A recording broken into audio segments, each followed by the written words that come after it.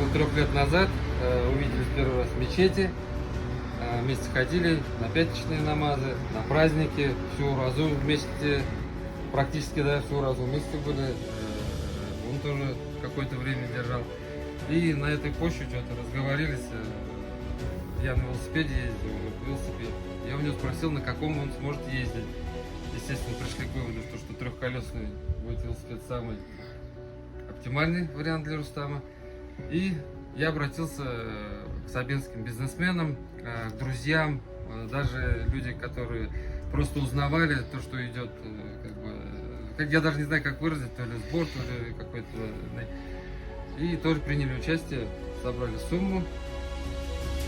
И вот купил велосипед, заказали в городе Ростове. Спасибо отделу, спасибо сабинским предпринимателям. Я потом позвонил самим ценах, я по ценам знаю. Позвонили им, они мне тоже помогли.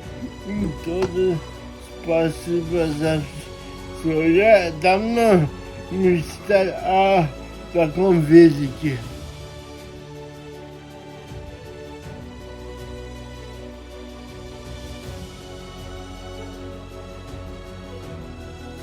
Спасибо всем, кто мне помог.